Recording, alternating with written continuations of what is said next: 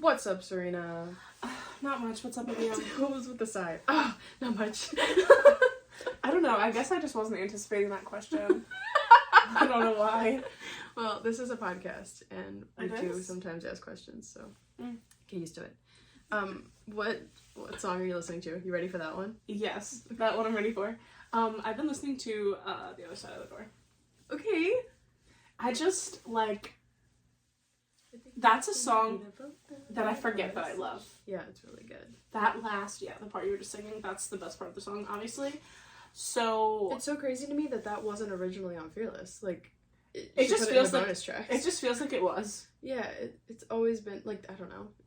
Yeah. It's such a Fearless song. It is such a Fearless song. Yeah. Honestly, Fearless in general, as you all know, I was on a flight recently, and for some reason, I only had the Fearless album, like, downloaded. Wow. So, I listened to that on the flight. Nice. And here I am. And here you are. In my Fearless a big era. Fearless stan now? I mean, I think I've always been a bit of a Fearless stan, Mm-hmm. but... You know what's so funny? I was, like, searching through my own tweets the other day to see, like, what I've tweeted in the past. Mm-hmm. And, I mean, I deleted most of my tweets from before 2014 because cringe. Yeah. But when Lover came out, something I tweeted was like, oh my god, I think this is my new favorite Taylor Swift album. I'm so sorry, Fearless. Like, Wow. It's not you, it's me. I was like, Fearless was my favorite album? Wow. When? Yeah, It's when? so weird. And, like... But wow. it's a great one, so. It is a great one. It's album of the year, if you didn't know. Period. It is. Yeah. Crazy. Literally. Speaking insanity. of Fearless, I have also been listening to a song on Fearless. Okay, what is it? Tell me. Forever and Always. Mm-hmm. Acoustic. Yes. Amen. Mm-hmm. That's a staple in our religion. The acoustic version? Yes. You think? For me. For you. It's good. What's that line that she, like, changed? No, she didn't change. Oh, the Taylor's version of it is, like, so good. And I remember making a TikTok about it, like, immediately after I heard it, and now I can't remember it off the top of my head. The silence. And it goes silent. Oh, yeah. You know? Yes, I don't Where remember. is this going? Oh. Where you're going? I love it. Yeah. That's I my love song. Fearless. I love that song. Yeah. And I love the acoustic version. I would love another album like Fearless, TBH. Yeah, I think, unfortunately, those days are over. Yeah. But I would love it. Look, everyone's making a country comeback. Or, not a comeback necessarily, but like a debut. Like, we got Beyonce, Lana Del Rey is doing country now. I love Beyonce's new song. It's really good. Really good. I can't stop listening to it, actually. No, same. I'm really excited. There's for the whole something in album. it that's just Yeah. magical. Yeah. So Houston. The Houston popped out. Yeah. Oh, God. I love it. Yeah. I love it. I love it. All right, what are we doing today?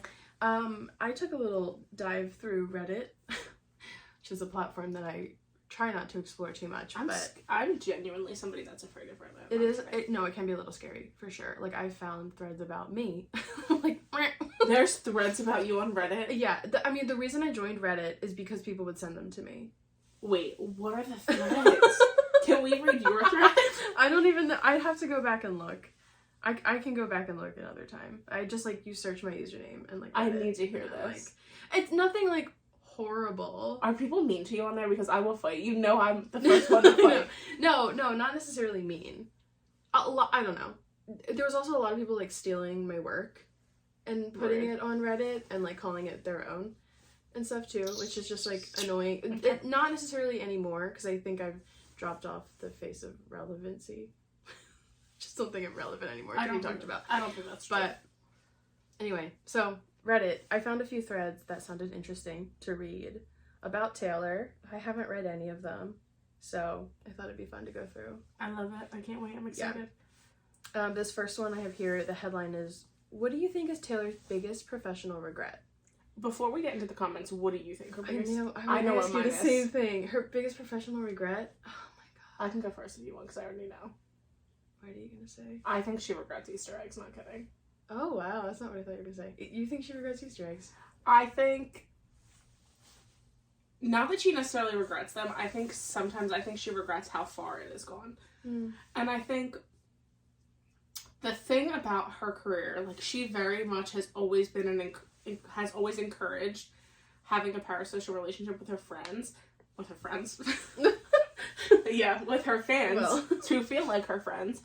And I think in some ways that is a big part of why she is where she is today. But I also think in a lot of ways that's really difficult. And I think when people start taking the Easter egging too far is when it probably is annoying. And when they're like putting it on like, oh, her friends are doing things, they're Easter egging as well.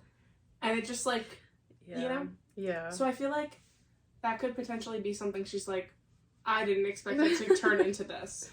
Yeah. That's a good point. Maybe. That's true. Yeah. Yeah.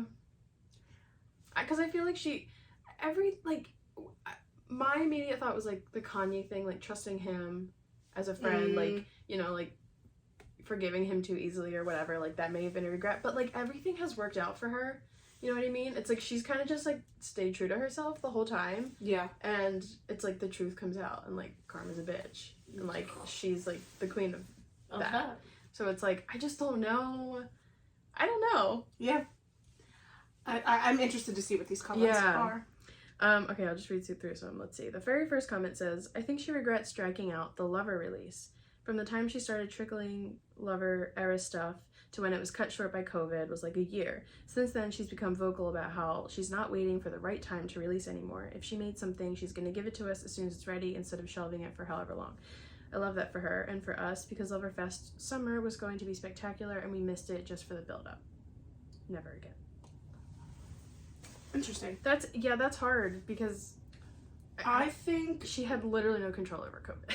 Right. So, you can't like predict that. So I feel like I don't know that she would necessarily call that a regret, but I could see I do see the point of like maybe the like timing thing she just doesn't really care about anymore. Yeah. And like I don't think we'll ever see her on a 2-year album cycle again, to be honest. I thought that's what we were going to get back to after Tortured Poets. I'm like, I think she's over the 2-year cycle. Even though it's been 2 years since Midnights. Has it? Oh, it'll be 2 years in October. So like, yeah, like sort of, but not really. But it's still not a regular cycle. Yeah, you're right. And if you account in for like re-recordings and stuff too, like I just don't see her going back to that. Yeah. But I mean, who knows? I think it's interesting when you think about how I think a lot of it had to do with her label of like them like wanting her to wait on things, and also like she was very conscious of overexposure in the past and like not wanting to be overexposed. She's thrown that to the wind. She does not give a shit about being overexposed, because if she did, she would have never been at any of Travis's games. Like she doesn't care about that anymore. I feel like, whereas before she was very cautious of it, especially like in the Red era. It was a lot talked about. There was like an interview with her and Scott talking about how like you want to have time for people to miss you, and like that's a big like it's a marketing tactic. Is to have people, you take a step back, people miss you, and then you come back. And she was very conscious of this during 1989 as well, of not being overexposed. And I think in the 1989 era it did start to happen, and they kind of pulled back, and then Taylor Swift canceled all that stuff. But I think she doesn't give a shit about that anymore. Anyway, side note here, but someone said picking up the phone for Kanye. Yeah. Even though she overcame it, which, I mean, yeah, I don't know. Tying Joe Alwyn to her professional work. Yeah, I'm interested to see if Tortured Poets touches on that at all. Yeah. Especially because my friend sent me a TikTok, literally, it was either this morning or last night. It was actually this morning, that like her Grammys acceptance speech for Folklore, she thanks him, and she's like so emotional. And I was just like, I wonder how that feels now.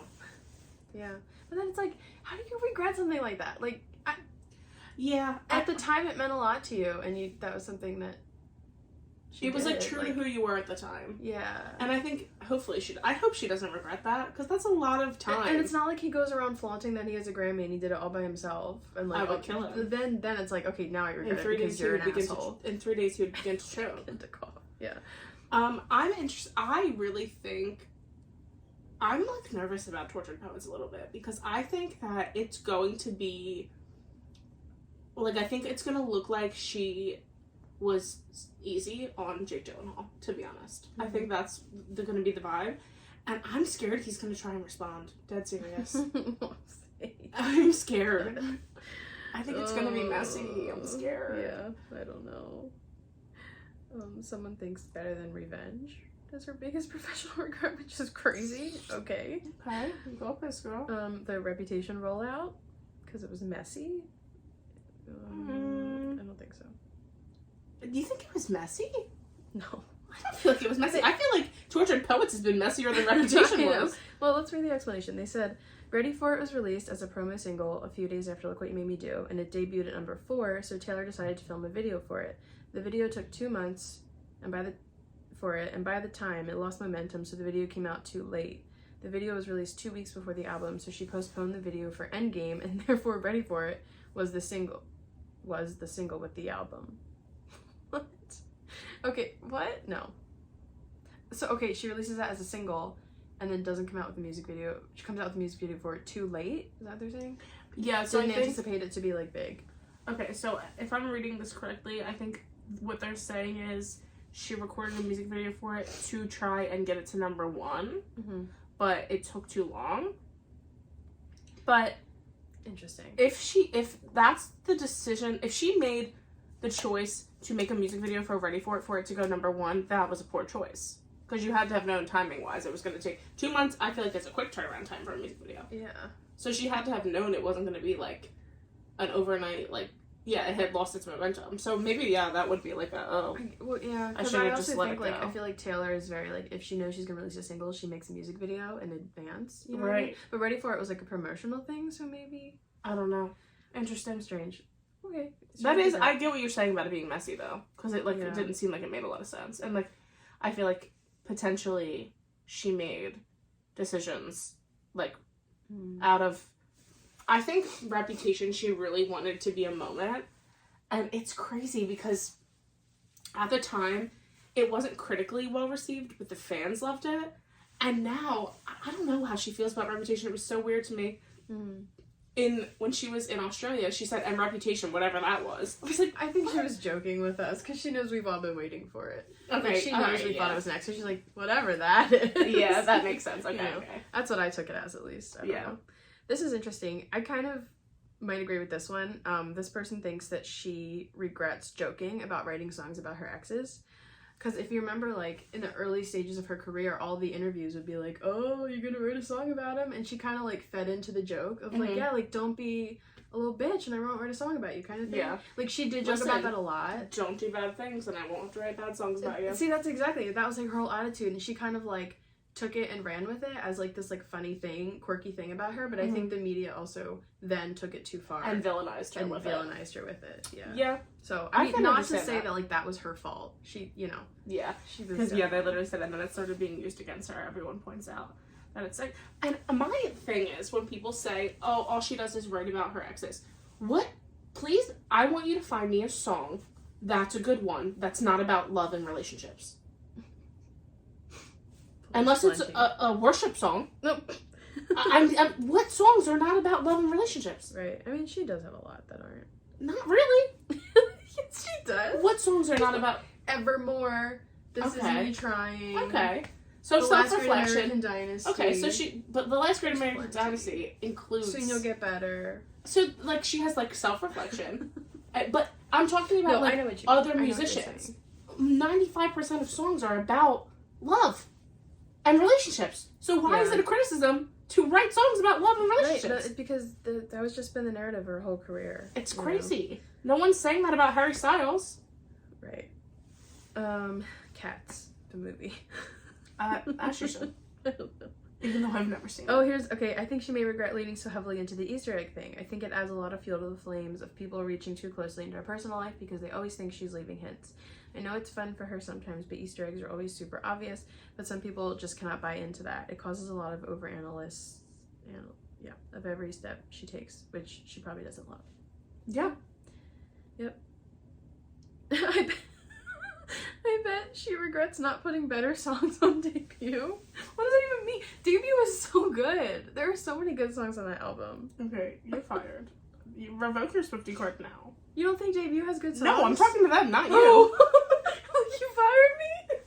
I'm thinking Debut is such a good debut album. It is a great debut album. That's very fascinating. And I think what was she supposed to do? So impressive for her age, and she probably literally put on the best songs that she's ever written on that album because she wanted to put out a good debut album. Yeah, you fools. These people are crazy. You know what's gonna happen? Debut Taylor's version's gonna come out, and everybody's gonna be a debut stan, and I'm annoyed by it already. Yep. In my opinion, it is naming Forever and Always as a Joe song in the Ellen interview. I feel like from that point on, the narrative turned to watch out or she'll write a song about you. She always has prided herself that she never names names. But that one time in the very beginning she did, and I feel like people have been speculating on songs ever since. Yeah, but the never names names thing is like only half true. Because there were like, she would leave hints. Oh, she totally would leave hints, but she would never, like... Yeah, say the name. Yeah. Like, come out and say, oh, this song's about... Right. Now we have two Joes to have songs about. Because at first, when you first were reading that, I was... Like, you said Joe, I'm thinking Joe Owen. I'm like, when did she say that? What are you talking about? Then Joe Jonas, it clicked in my head. Everyone's saying the same thing. Everyone's like, she regrets me as the lead single. I saw a tweet the other day. I might have sent this to you, I don't know. It was like... me realizing that the last lead single we got was me, and now we're being punished and never getting one ever again. Oh my god. People talk so much shit on that. One. Oh man, that's funny. A lot of people are saying Scooter Braun. What do you mean? Like, regrets signing with Scooter Braun. She didn't sign with Scooter Braun. What do you mean? You mean Scott? Scott Borchetta. I was gonna say, she's never signed with Scooter. No, you're right.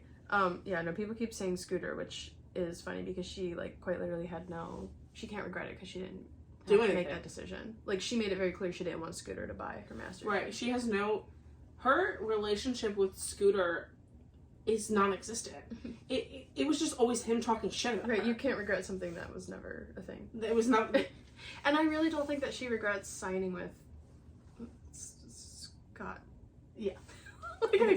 Scott and Scooter, it's too similar. Yeah. But, yeah. I don't think she regrets that. No, she would, like, that was her start. Again, that's regretting the entire... Someone said not getting a good lawyer in the beginning. That. Because she has come out and said that if you're going to be in the industry, you have to have a good lawyer.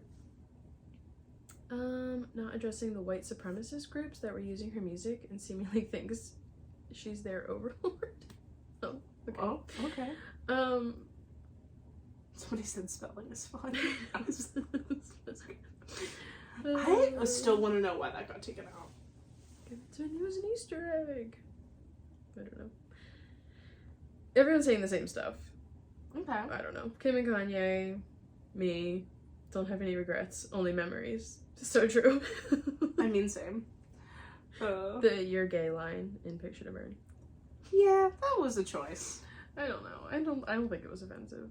I want to know, do gay people think it's offensive? Because if gay people don't think it's offensive, then I don't think they do. Straight people don't need to. Right. Be offended on behalf of somebody else that's not offended. That's exactly it. That's exactly it. And she wasn't being like, gay as an insult. It was like, I'm going to tell everyone you're gay so that you'll never get a girlfriend ever again. Yeah. I think that... It wasn't like... But that was also, it was a tough thing to, like, talk about back in the year 2006. So, you know, it was a lot different. Yep. Anyway, okay, that was a fun thread. That was a fun thread. What's next? Okay. This person makes a very bold statement and says, I'm scared of this one. Taylor Swift is disappointing in concert. And I would love to, I have not read this. I'd love to know their reasoning. I'm going to keep my mouth shut until I hear. Okay. Alright, here we go. I'm sure I'm in the minority here, but in my opinion, Taylor Swift is disappointing at concert. Allow me to explain. Okay. Tours can be paid for a number of ways through their label, management, or self-funded. It's a well-known fact that Lady Gaga self-funded the Monster Ball tour and went bankrupt because it cost so much money. Okay, I don't expect... That wasn't a smart decision, but okay. Right. Okay. Miley Cyrus did too on her Bangers tour. Anyway, I don't expect any artist to go bankrupt touring. They should make money, and there are thousands of people involved in the tour who deserve to be paid for their work. That being said, If you're a multi-Grammy award-winning artist whose records consistently are at the top of the charts, I expect to be impressed. Especially if your tickets aren't cheap. Let's discuss specific examples. Mm-hmm. Okay. First, entrances. This has always been a pet peeve of mine. Your first entrance is your first impression. It better pop. It better be creative. I don't want to see you walk out on stage. And that's basically what Taylor does. Are they talking about the Eras tour? We're going to get into it. For the Reputation tour, the screen opens and she walks out onto the stage. For the 1989 tour, she walked out from beneath the stage. For the Eras tour, she rises up from beneath the stage. For Katy Perry's most recent tour, she came down from the fucking sky, strapped to a massive contraption. For Prismatic, she magically appeared in a prism. And Lady Gaga's openings are on an entirely different level. I think it was the Monster Ball tour where she sang the first song as a shadow. I thought it was brilliant, simple, yet extremely effective in building excitement. Now let's talk use of video screens. Taylor, in my opinion, relies way too heavily on video screens. Sure, graphics are cool, but strip the video screens away from her most recent concert tours and you don't get much. Using graphics is a lazy way to perform. It takes away from the intimacy and spontaneity of a show. Additionally, if you're going to have props, make them interesting or a part of storytelling. Why don't you go to the circus? Because that sounds like what you want to see. Yeah. Oh, you're at a concert. Not the circus. But anyway, I'm sorry. I just couldn't hold it in. Okay. Additionally, if you're going to have props, make them interesting or a part of the storytelling. Rolling around a couple of clouds for Lavender Haze? Okay. Rolling out on a horse and then flying on it around the stadium? In parentheses, Beyonce. Okay, that's impressive. Singing from a planet that moves around the arena or flying around in a giant balloon? Katy Perry. Brave. Doing acrobatics across the entire stadium? Pink. Unreal. Taylor's use of props has always seemed like an afterthought, if not lazy and literal. And finally, exits. Again, when you leave, I want to go, holy shit. I think Adele's residency in Vegas, holy shit. Oh, think Adele's residency in Vegas, holy shit. Katy being swallowed up by a giant hand, holy shit. Beyonce floating away off stage, holy shit. Taylor walking off stage, man, cool fireworks, I guess. I'm trying really hard to not freak out right now.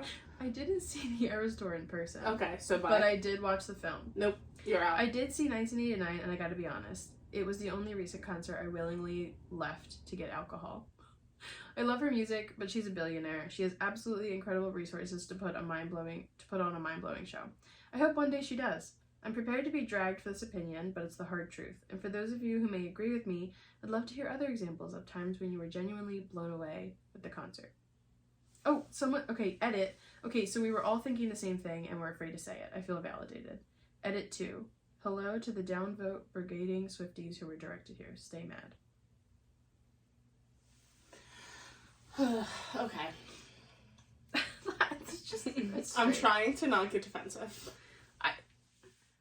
Okay, here's the thing. Okay, sure, she doesn't have as much, like, insane things as what they were describing as, like, other artists do, but it's not disappointing, I don't think, in any way. I think you can't even compare those other artists to what she is doing because they're not putting a 3.5-hour show on. True.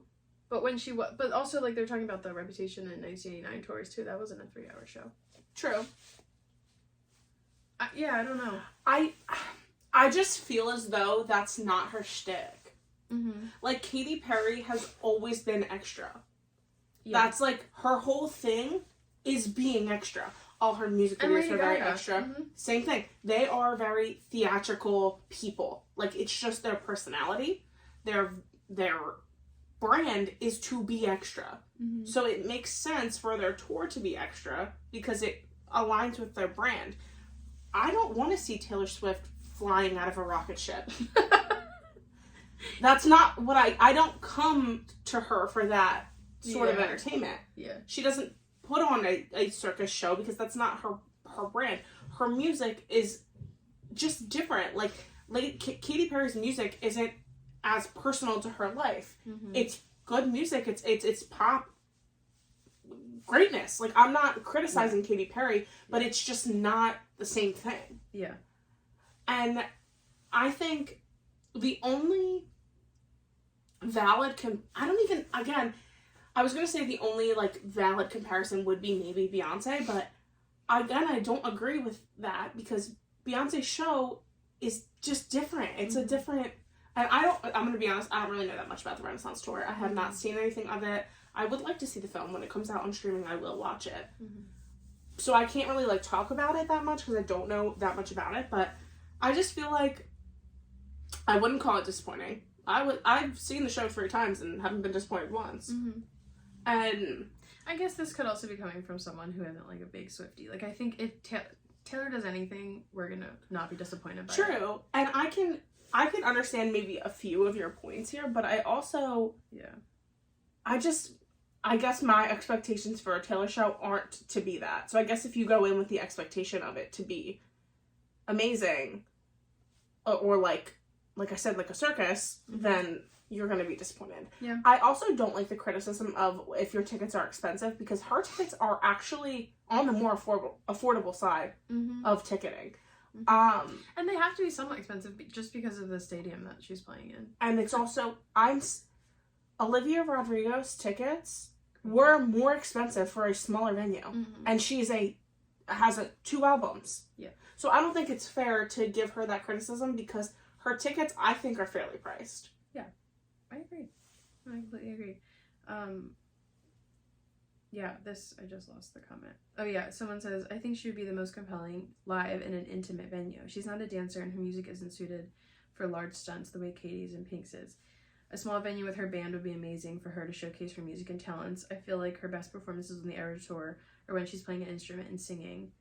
I still dream about a folklore tour in small theaters. I mean, which is true. Like, she is a songwriter, first and foremost. I know she loves performing and she loves, like, putting together a tour and, like, visuals to show you those songs. But, yeah. Like, she's not a dancer. No. And she has talked about this, that she has to work really hard for that aspect of it. It doesn't come naturally to her. Yeah. You're talking about somebody, like, I've never seen Katy Perry live, so it's hard for me to talk about her. I don't know that I would call her a dancer either, but maybe she is. I don't know. But I also feel like, again, Katy Perry, her whole thing was to be extra and to just do the most. Like, if you look at anything she's ever worn on a red carpet, her music videos, everything, that's just like her whole thing. That's not Taylor Swift's thing. That's how she stands out. Taylor stands out with her songwriting. Exactly. Right. And, like, Pink, I don't know where the whole acrobatics thing came from. I think it's really cool. It's really cool. And I would love to see a Pink show, but... I'm going in August. I'm very excited. Really? Love that. Maybe I'll get tickets. Yeah. But it's funny, her tour is called, like, Carnival, summer carnival or something, and, like, literal carnival circus. Circus, this is where you want to be. Yeah. I think you should look into that and not into a Taylor show. Yeah. Oh, okay, this is an interesting comment. Someone says, another thing missing from Taylor's concerts is anything unique or personal. One of my favorite parts of concerts is the little tidbits that artists share. For instance, I saw Carrie Underwood, and she literally talked about her struggle to get laundry done in the city that day. The audience ate it up. I've seen One Republic twice, and they always share their adventures in the city and their favorite reasons for being there, and then they change the words of good life to the city they're in. It's so fun and personal. It makes you feel like you shared a special once-in-a-lifetime moment with the artist. I could agree with that criticism, that she could benefit from maybe adding in little things to make it a little more personal. I do think the logistics of it are a little tough, though, because Taylor Swift isn't really adventuring around the cities that she's touring in. Yeah. You know what I mean? She just really can't. It's just not really how it works for her. And I just feel like if she started talking about something else during her show, she would get so much criticism for it. You know? Like, that's just the nature of... It's damned if you do, damned if you don't kind of thing. But I could see, like, missing that, like, personal element of it. But I do think, and maybe this is just a Philly thing because she's from here. Like, she considers Philly to be her hometown show. Sorry, Nashville. But she does consider Philly to be her hometown show. And I feel like she always does throw in a little quip about that. So I don't... Even though she did it for both Philly and Nashville this year. I was pissed. I said, how dare she? Okay. Feels rude. I mean, it was cute. In Nashville, she acknowledged, like, the bench that they dedicated to her in Centennial Park. Didn't acknowledge the mural that they dedicated to her in Philly or anything. I know, I do feel personally offended by that, but whatever. Whatever. So yeah, this is all very interesting. I still want to know, do we know if she ever saw that? And we don't know. Yeah, I don't know. No idea. I don't know. I need to know. I know. I just want to know if she caught a glimpse. Just slayed eyes. I'm like, did she watch the news at all? Because it was playing all the time on the news. Yeah. I don't know. Whatever. The radio station that I did it through, like, really, they were trying so hard to get in front of Taylor's team, but even her team is hard to, like, get in touch with. Yeah. Because they have no contact to them. They only have contact to the label, you know? Yeah. Crazy. Yeah. Anyway. Okay. Interesting. My initial reaction is to be mad at that, but maybe I can understand. I just think I just think it's about expectations. Like, you're expecting something you're not going to get from her. Because it's just not who she, like, it's not the kind of show that she is going to put on ever. Yeah. And I don't think it has I don't like the criticism of her being a billionaire, because I don't think it has to do with that. I just think she's not interested in having a show like that. Yeah. I don't think she doesn't do it because it's expensive. I think she doesn't do it because she doesn't want to. Mm-hmm. That's fair. Yeah. Fair enough. I forget the other ones we were supposed to read here. Oh, I think that was it. We're gonna do these. And am I the asshole one? Yeah. And we said this one, and the ticket scam. The ticket scam and the NFL one. Okay. Alright, so this is an Am I the Asshole thread. Okay. So, am I the asshole for asking my ex to cover money that I lost in a Taylor Swift ticket scam? Okay. Brand new to Reddit, but my sister suggested I post on here to get the internet's opinion. Okay. I, 44 female, share 2 daughters with my ex-husband, Sam, 46. One of our daughters, Amy, 13, is a big Swiftie. Is this real names? We're just out here dropping names. Guess so. Oh, well, she put it in quotes. Their names in quotes. Okay, so I think we're making them up. Okay. Hopefully. So Amy is a big Swiftie. Like everyone else, I've been trying to get tickets to take Amy to the Irish tour. The other day, Sam messaged Amy to say that his current wife, Liz, had a friend on Facebook who was selling tickets. Amy called me very excited, asking if we could buy the tickets. A little annoyed, he went straight to Amy instead of checking with me first, but never mind. I asked Amy to check exactly where Liz had seen the tickets for sale because I know there has been a lot of scams. Okay. Amy messaged Sam, and he said it was all good because the seller wasn't a random, but an actual friend of Liz's. I then called Sam and reiterated that there have been a lot of Facebook scams with Swift tickets, so he was sure it was legitimate. He assured me that it was fine because it was a friend of Liz's from uni who she knew well. Okay then. Liz introduced me to the seller via Facebook Messenger, and I sent the seller $1,200 by bank transfer. Damn. First of all, if you know a lot about scams, they're probably Zelled the person. Yep. You should know that that's no matter, the first rule. I just need to say this because I feel as though some people still don't know this. I don't care if you are buying the tickets from your childhood best friend's whatever, PayPal goods and services, no matter what. I don't care. Unless I'm selling the ticket to Emily, somebody that I know very well, that's it. That's the only option. Yeah. Yeah, I know. have to be so careful with this. It's like everyone knows that there's so many scams and everyone knows how to avoid the scams. Why is she not, like... anyway. Okay, so sent $1,200 by bank transfer. Crazy. I also booked flights for the show. Nope. Now here where I was admittedly a bit silly. You were a bit silly long before that, but a bit. The seller contacted me again and said I needed to transfer another $400, which should have been a red flag, but I did it because I thought it was someone Liz and Sam knew personally. Well, it was a scam. Someone had cloned Liz's friend's Facebook account. Yep, this is happening all the time. Liz messaged me to say she thought it might be dodgy, but it was too late. I later found out that Liz had seen the original post on a Facebook moms group, not posted to her friend's personal page, who she'd been connected to for years. This is really frustrating because I'd explicitly said these types of scams were happening. If I'd known, I would have double-checked that they'd called the friend, not just linked up through Facebook. Sam and Liz said they felt terrible about it. Luckily, I was able to get a full refund on the flights, and my bank automatically put a hold on the $1,200 because it was a large transfer. So I could stop that, but the bank said the additional $400 could not be refunded. I messaged Sam explaining that in the end I lost $400 and asked that since I was acting on information from him that it was legitimate, I was wondering if he would compensate me for the loss. TBH, I would be very happy if he just paid for half of it. He replied with, I don't think so. I know you got scammed and that's unfortunate, but all we did was put you in touch with someone we thought had tickets. I'm pretty annoyed that he's acting like he had no role in this loss, but maybe I'm being unreasonable since maybe I should have been more wary. I don't think you're being unreasonable. I think you should definitely, at the minimum, split it with you. I think it's crazy that if your ex-husband and his wife are claiming to know a person, why aren't they going to them and saying, like, oh, we'll buy the tickets from you, instead of, like... Yeah, you know I agree. And then you just pay them. That would be like, if I had a friend who was selling tickets and you needed tickets, me being like, oh, we'll just talk to them. Yeah. Whereas, like, weird. I would... You know what I mean? You would help facilitate. I would help facilitate and, like, make sure, you know? Yeah. That's strange. The whole thing's strange. I do think, at minimum, he should be splitting it with you. And I will scream this till I'm dead. PayPal goods and services, no matter what. Yeah, but that extra, like, I'm not saying you're, like... You're really lucky that it was only $400. Really lucky. Really, extremely lucky. Like, I would love to know the reasoning where they were like, oh, sorry, like, we need another $400 for these. Because it's not like they use PayPal where they, like, charge you a fee to transfer. Yeah, it's what... like... And, yeah, you... That is, like, yeah, scamming 101.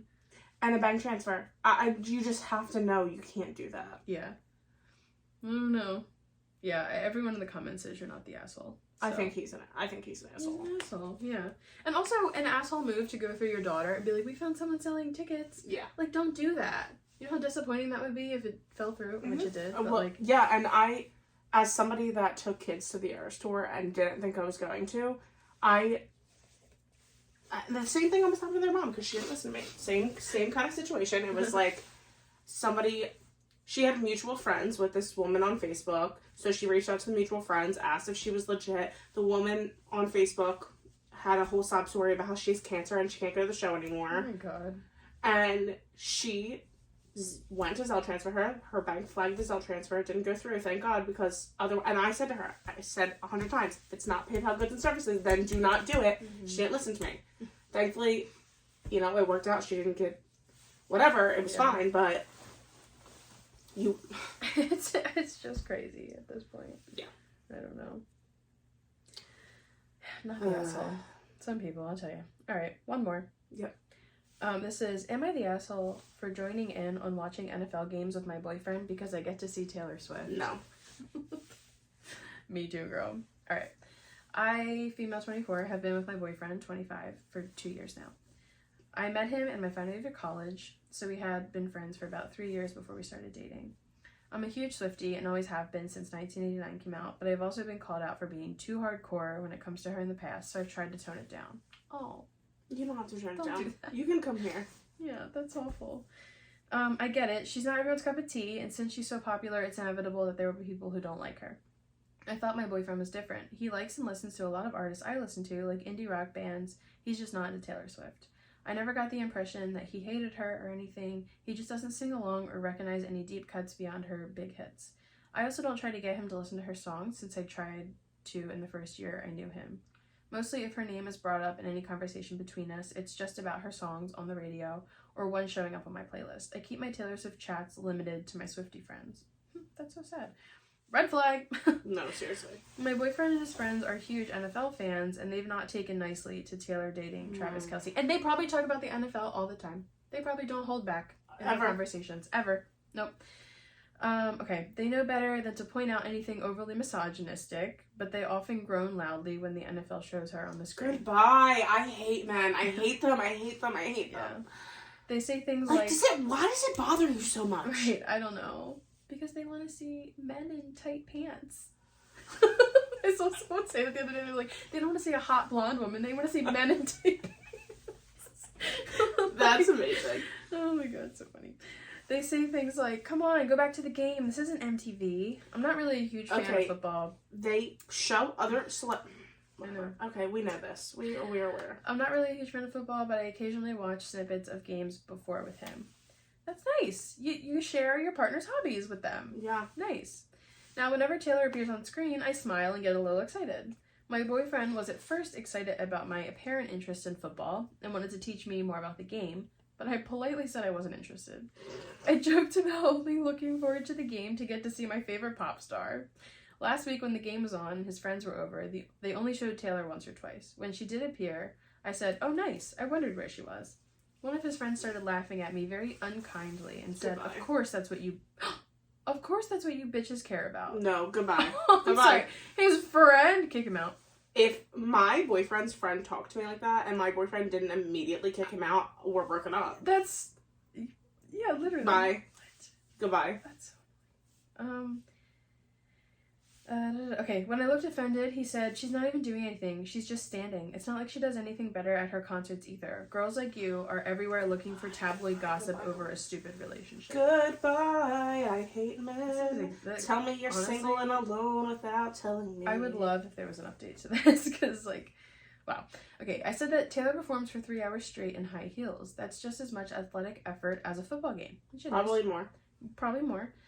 Why can he scream and chug beer over a football match, but I can't make a simple remark over my favorite musician? I didn't even care about who Taylor dates, and it's not her fault the NFL uses her for advertising. I managed to not get angry, but I was very peeved. He wouldn't stop, and I finally snapped. I said that football wasn't that important to be throwing tantrums over anyway. Period. Everyone got mad, and the mood was ruined. My boyfriend and I got into a huge fight. I was mad he didn't defend me, and he said I shouldn't join him on watching football if I don't even care about the game.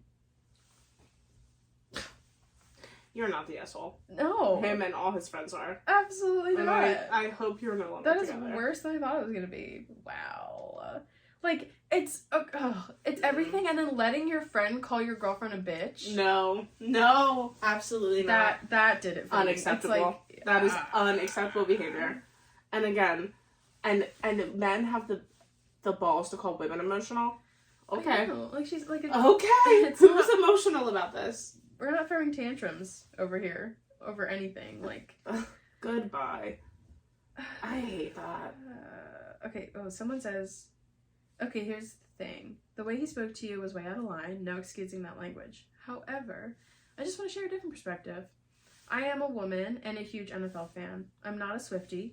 Personally, I find it very Personally, I find it very strange the level of obsession these fans show, and the online bullying is super problematic. I couldn't tell you the name of a single song, but I've got mad respect for her as a businesswoman for the way she stands up for herself. Anyways, I and many of my friends find it extremely aggravating to watch games with someone who doesn't care about it. If someone is even a little interested, then I love explaining what's happening and the rules, and many of my friends have become big fans themselves as a result. Much to my dismay, one is now the biggest Chiefs fan I've ever known, and it's all my fault. LOL. In an irrational way, it actually offends me when someone who doesn't care about my beloved sport wants to chat about other things in the background. We are here to watch ball, not listen to your comments about Taylor Swift. I get the NFL is to blame for the media coverage, but we are sick of it. I would never in a million years have spoken to someone the way they did to you, but I'd probably have mentioned to your boyfriend that next time we watch the game, I'd prefer if you weren't there unless you were willing to put in some effort to actually caring about the game. Or I'd just stay away and watch the game in the comfort of my home to avoid the background chatter. Why are you so obsessed? You're so obsessed with football that nobody can talk? Goodbye. I can't. Like, you can't talk to me about literally anything else. Literally nothing else. You just talked about you can't understand why people are so obsessed with Taylor Swift. I can't understand why you're so obsessed with football. It's so strange. Goodbye. Like okay, I'll make jokes all the time and be like, if Taylor does something, I'll be like, don't talk to me unless it's about Taylor Swift. Like, I'll make that joke all the time. Yeah, but like, she does. But it's not serious. Real. It's never that serious. And even when I was at the Eras tour, the only conversation had at the Eras tour wasn't about Taylor. Right. Yeah, exactly. And when I was at the Eras tour, the girl's boyfriend that was sitting next to me that wasn't interested, that sat on his phone the whole time, didn't bother me at all. Right. I didn't give a shit about him. Mm-mm. Yeah. This is crazy. This is just crazy. Goodbye. I'm glad everyone in the comments is coming to her defense and being like, no, your boyfriend's the asshole for letting her friend call you a bitch. This conversation about Taylor and the NFL. I hate it because it's just irrational and stupid. It is. And it's like, okay, I'll sit there and watch a football game, but I'm not going to sit there and talk about her all the time. Like, the show on screen, be like, oh, there she is. Yeah. And that's it. I was in Mexico for the Super Bowl, and there was like a Super Bowl party at our resort, and every time she came on the screen, I was being a little obnoxious, but I don't care. Me and my friend Maddie would scream. Just like the second she's on the screen. We would just scream for a second and then call it a day. Mm-hmm. And you would have thought that we were shooting off rounds in the air every time. People were pissed? Yes. Jesus Christ. Like, goodbye. Yeah, I can't. I don't know. Yeah, I'm exhausted of the conversation. I have nothing to add about the NFL and Taylor Swift because the conversation's just stupid. It shouldn't be a conversation we're having. Agreed. Thank you, Reddit, for all that. There's so many gems on there. We'll have to read through some more. Yes. All right, this was fun. Yeah, it was fun. All right, we will talk to you next week, friends. Yay. All right, bye.